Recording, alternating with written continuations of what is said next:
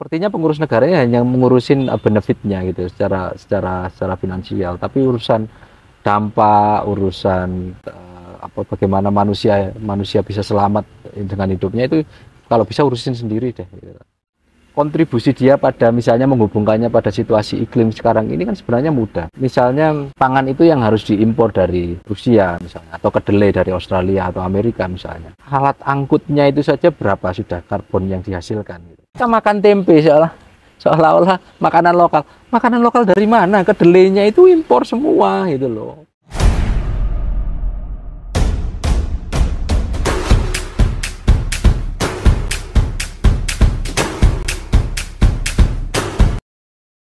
Menarik, jadi tentang redaksional sustainability itu apa sih sebenarnya gitu? Siapa yang membuat gitu ya, membuat rumusan sustainability itu? Sebenarnya sustainability itu untuk apa kan gitu ya? Untuk manusia, humanis, lingkungan, profit, ekonomi? Kalau kita membincang itu sebenarnya kita bisa balik lagi ke soal pangan. Kalau kita ngomongin soal keberlanjutan manusia tinggal di satu wilayah, sebenarnya kan dia harus beradaptasi gitu ya, bisa mengoptimalkan itu. Dia bisa merencanakan misalnya seberapa banyak dia mengkonsumsi. Ada kawan-kawan yang menarik menerapkan pola-pola demikian gitu. Dia misalnya satu lembaga pendidikan yang dikelola hanya akan menerima sejumlah apa yang bisa diproduksi dari kebun mereka misalnya kayak gitu. Nah, satu kawasan yang lain kalau bisa kita tarik itu kan menerima itu dihasilkan dari tempat, bisa jadi tempat yang lain gitu ya. Ide rancangan tersebut kan gitu ya. Ide rancangan itu diimpor dikonstruksikan untuk mereka gitu ya, untuk digunakan sehingga kemudian mereka akan, kalau kita bicara soal keberlanjutan yang lebih besar tadi itu. Iya. Karena kita ini kita ini sudah masuk dalam lingkar rantai ekonomi global ini tadi, maka sebenarnya yang harus kita lihat kebutuhan kita ngomongin energi listrik ini sebenarnya arahnya adalah hendak memperbaiki kehidupan yang ada di Indonesia misalnya atau masyarakat lokal itu agar lebih baik, tidak terpengaruh lagi pada situasi perubahan iklim global ini, atau sebenarnya untuk melanggengkan kegiatan-kegiatan yang sebenarnya dikendalikan oleh entitas tertentu gitu ya. Korporat bisa jadi itu kepentingan kapital industri tertentu gitu ya. Jadi di sana sebenarnya kita membincang sampai dengan soal kebutuhan energi atau kebutuhan-kebutuhan yang lain bahkan gitu ya. Karena pangan seperti yang saya sampaikan tadi, pangan kita juga impor, hampir keseluruhannya kita impor. Bahkan buah yang kita impor dari berbagai negara itu luar biasa besar gitu, buah-buah segar. Sebagai contoh kalau untuk food estate mungkin gandum ya, diciptakan kebutuhan akan gandum yang kita sendiri tidak bisa mengelola, tidak bisa menanamnya gandum di Indonesia. Diciptakan kebutuhan tersebut, kemudian kita ketergantungan kan gitu ya, kemudian kita di-drive kan gitu. Itu mungkin kalau food estate contoh yang mungkin paling mengena. Kalau saya nggak tahu kalau food estate ini seperti apa, sepertinya pemerintah ini masih tetap hendak mendorong pemenuhan kebutuhan karbohidrat itu dari beras misalnya, sehingga dulu sempat kita lihat inisiasi lahan 1 juta hektar untuk beras, untuk padi gitu ya. Di Papua sekarang juga di mana, di Merauke ya, itu juga dengan berasnya. Jadi tidak ada keperbiaan atau bahkan kepekaan untuk melihat bagaimana terpenuhinya misalnya pangan itu terhubung dengan yang lainnya. Kalau pangan-pangan itu bisa dihasilkan dari tempat-tempat lokal sebenarnya, kontribusi dia pada misalnya menghubungkannya pada situasi iklim sekarang ini kan sebenarnya mudah. Misalnya pangan itu yang harus diimpor dari Rusia misalnya, atau kedelai dari Australia atau Amerika misalnya. Alat angkutnya itu saja berapa sudah karbon yang dihasilkan gitu. Produksinya juga di sana itu menghasilkannya seperti apa. Kenapa sih tidak misalnya mendorong sumber pangan yang lokal yang itu sejak lama adaptif gitu ya terhadap lingkungan di sekitar, sehingga kontribusi pada karbonnya itu juga sebenarnya bisa sangat minim gitu loh. Kita makan tempe seolah-olah makanan lokal dari mana? Kedelainya itu impor semua gitu loh. Pengusaha tahu misalnya atau tempe itu mana mau pakai kedelai lokal yang misalnya mereka dikatakan misalnya lebih keras, lebih apa, Betul. begitu ya, susah mengolahnya gitu. Bijinya tidak lebih bervariatif Nah. dibandingkan dengan yang impor. Tapi kenapa tidak Empuk. diarahkan misalnya pengembangan pengetahuan atau teknologi untuk misalnya jenis kedelai tertentu atau jenis polongan tertentu yang bisa digunakan untuk tempe. Di Malang itu ada tempe bungkil misalnya, itu dari Bungkil. kacang-kacangan. Di tempat lain bisa jadi ada. Gitu loh. Kenapa tidak dilihat misalnya diversifikasi sumber pangan itu misalnya untuk proteinnya dari polong-polongan yang ada di lokal-lokal itu. Sehingga tidak tergantung lagi secara luar biasa dengan kedelai yang harus diimpor. Saya melihatnya berarti ada penyamaan ya, maksudnya semakin narrow ya. Jadi semuanya harus listrik kan gitu. Terus kemudian kalau tentang makanan itu harus beras kan gitu ya. Itu memudahkan, kemudian tadi dikatakan yang membuat deskripsi sustainability itu adalah kepentingan tertentu kan gitu ya. Sepertinya itu dibuat oleh kepentingan tertentu untuk kemudian lebih mudah mendrive kebutuhan kan gitu ya. Iya. Listrik dan beras misalnya sebagai contoh. Ya saya kira juga begitu. Beras juga misalnya itu kan juga berasnya beras IR. Beras IR itu punya patennya siapa sih? Iya. Beras-beras lokalnya hampir nggak ada siapa yang mau nanam juga. Terus kemudian kita dibiasakan untuk cari beras yang terjangkau murahnya dengan begitu beras IR itu. Sementara beras-beras yang lain Pandanwangi, Rojolele dan sebagainya itu tidak dikenalkan sebagai makanan yang baik untuk kita.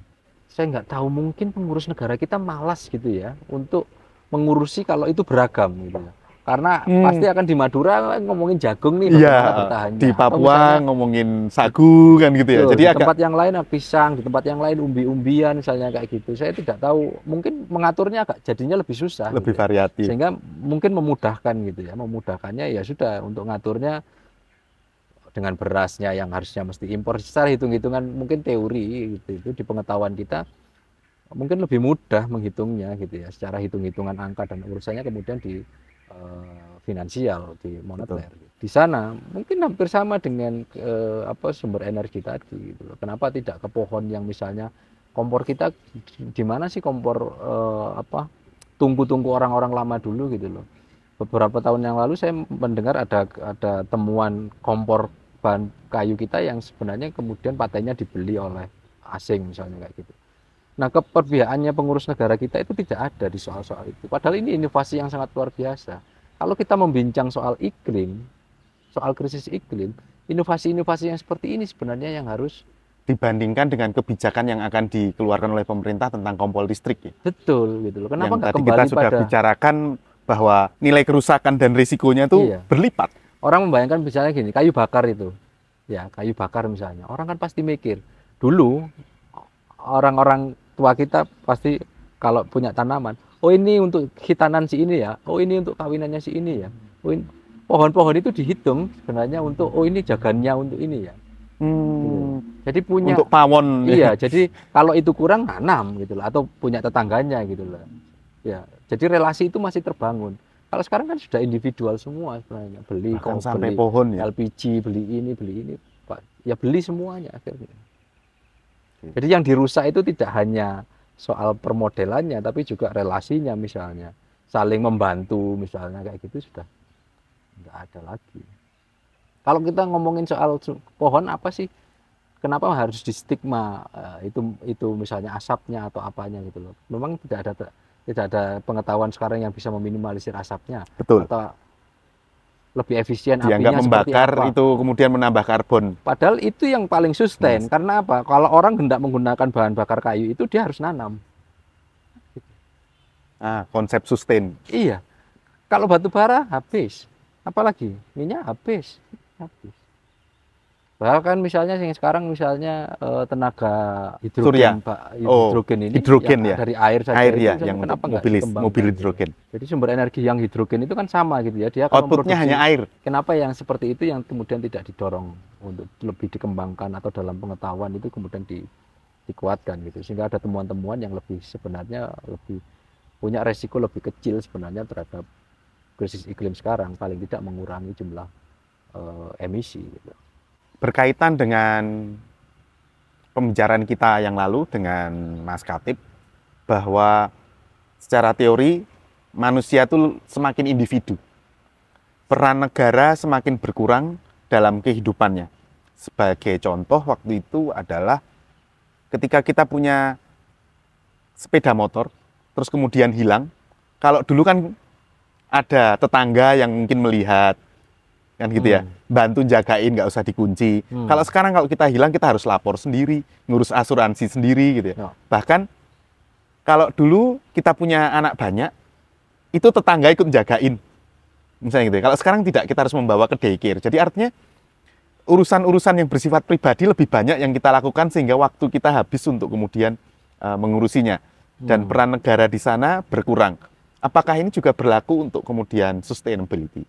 Ya do it yourself gitu loh. Semuanya akhirnya sepertinya pengurus negaranya hanya mengurusin benefitnya gitu secara finansial, tapi urusan dampak, urusan bagaimana manusia bisa selamat dengan hidupnya itu kalau bisa urusin sendiri deh gitu. Ya urus sendiri, benar-benar urus sendiri seperti itu. Jangan-jangan ini juga yang kemudian yang tadi disampaikan oleh Bung Khatib tadi terkait dengan orang harus secara individual, jangan-jangan juga terpengaruh dari konstruksi itu gitu ya. Karena semuanya difasilitasi secara untuk tujuan bagaimana satu perorangan gitu ya, jadinya seperti sekarang. Selain negara, kita juga bisa mengandalkan supporting system ya, dari lembaga non pemerintah misalnya NGO, motivasi dari masyarakat yang kemudian mau ikut memikirkan dan juga melakukan perbaikan pada sistem. Tapi kesannya pemerintah malah justru membungkam itu. Gimana menurut Mas? Iya, jadi sebelum ke sana, misalnya tadi soal pengurangan kontribusi pada emisi, misalnya tadi pengurangan penggunaan energi fosil. Ada kebijakan, saya ingatkan ada kebijakan beberapa waktu yang lalu PLN kalau tidak salah mengakomodir pembangkit listrik tenaga surya gitu ya, boleh dipasang gitu ya. Dan tapi harus izin. Iya, dan harus izin dan bisa istilahnya kalau di pembangkitan listrik begitu ada off grid dan on grid. Off grid itu nggak pakai izin karena dia otonom sendiri begitu ya. Tapi yang on grid ini bisa terintegrasi di PLN.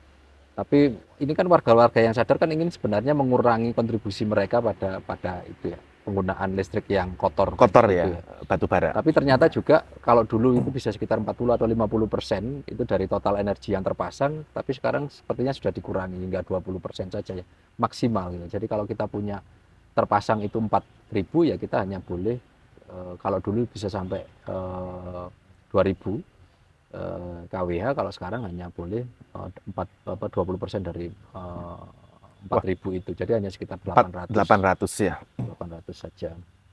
Nah kayak gitu artinya efisiensinya lebih rendah ya. Iya, artinya ya PLN nggak mau juga kehilangan konsumen sebenarnya gitu loh. Jadi kebijakan yang lebih bersih ini sebenarnya tidak ramah untuk PLN gitu ya, untuk mendapatkan keuntungan gitu ya, untuk menjaga. Jadi konsumen mereka kalau misalnya beralih kepada pembangkitan tenaga surya pasti akan berkurang dan itu tidak baik untuk PLN. Jadi sehingga kemudian berpengaruh pada kebijakan. Apalagi jadi di sana, elemennya kan harus impor ya. Artinya ada banyak warga atau masyarakat sipil ini yang mau berkontribusi pada persoalan krisis iklim yang dihadapi gitu ya. Baik dengan kesadaran sendiri mulai mengurangi dan lain sebagainya, tapi itu letaknya di mana dalam desain pengelolaan negara kita itu. Bahkan kalau kita lihat pelaksanaan perhelatan G20 yang ada di Bali ini, ruang-ruang untuk membincang itu di kelompok masyarakat sipil kan tidak ada gitu ya, tidak di mana letaknya gitu ya. Jadi kita tidak bisa mengapresiasikan juga misalnya krisis-krisis iklim yang mesti dihadapi oleh komunitas-komunitas lokal akibat misalnya akibat pola pengelolaan ekonomi yang saat ini sedang dibincang oleh negara-negara yang tergabung dalam G20 ini. Jadi sebenarnya ini hendak membincang keselamatannya siapa, itu yang perlu dicek gitu. Sehingga kalau membincang warga seharusnya ruang-ruang untuk membicarakan itu dibuka lebar sehingga itu menjadi hitung-hitungan dalam desain pengembangan ke depan oleh pelaku-pelaku atau negara-negara ini.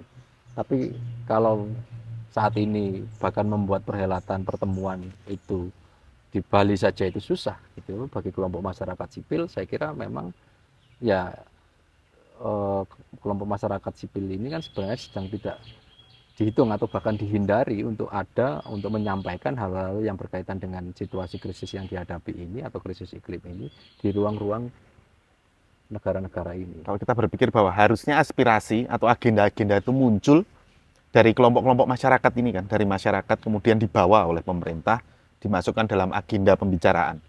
Kalau kemudian langsung pemerintah kemudian langsung membuat agenda sendiri, kita patut pertanyakan sebenarnya agenda Ya, apa yang ya makanya kalau kalau sederhananya sekarang ini ya sebenarnya kita pertemuan ini sedang memfasilitasi pertemuan bagaimana sebenarnya negara-negara ini sedang melayani kebutuhan-kebutuhan industri gitu ya, kebutuhan-kebutuhan pemilik kapital ini sebenarnya untuk melanggengkan usaha-usaha mereka gitu, yang mengekstraksi sumber daya alam, tetap mencemari, menciptakan pasar-pasar baru, bagaimana itu tetap bisa berlangsung sampai entah kapan. Iya, betul. Jadi pemerintah sangat welcome sekali untuk kemudian mengekstraksi. Ya, walaupun kemudian ada barriernya atau misalnya menambah sustainable-nya dengan harus membangun smelter. Tapi kan smelter juga ada output-nya kan gitu ya. Ya, pertanyaannya itu kan sebenarnya inisiatif-inisiatif itu kan sebenarnya hendak melanggengkan ini semua gitu loh. Bagaimana industri ini tetap beroperasi dengan model yang sama sebenarnya. Bahkan bisa dilihat kalau dengan permodelan tadi itu rantai ngomong soal energi tadi, listrik saja ke mobil listrik itu kerusakannya sedemikian luar biasa. Ya sebenarnya ini yang hendak dijamin ke depan atas nama memperbaiki iklim. Jadi bisa kita katakan belum ada kemauan keras dari negara dan negara-negara besar lainnya untuk kemudian ingin memperbaiki. Saya kira memang tidak ada. Kalau ada sebenarnya ya dengan protokol Kyoto, dengan agenda-agenda COP itu ada hal yang sebenarnya bisa diperbaiki. Tapi kan tidak juga sampai dengan sekarang. Negara seperti Cina, Amerika misalnya itu bisa. Amerika saja misalnya bisa memveto dengan mudah kesepakatan-kesepakatan. China dan Amerika. Karena memang mereka tidak punya keinginan, sebenarnya tidak punya kemauan ketika itu kebijakan-kebijakan atau kesepakatan-kesepakatan itu akan mengganggu sebenarnya perekonomian mereka.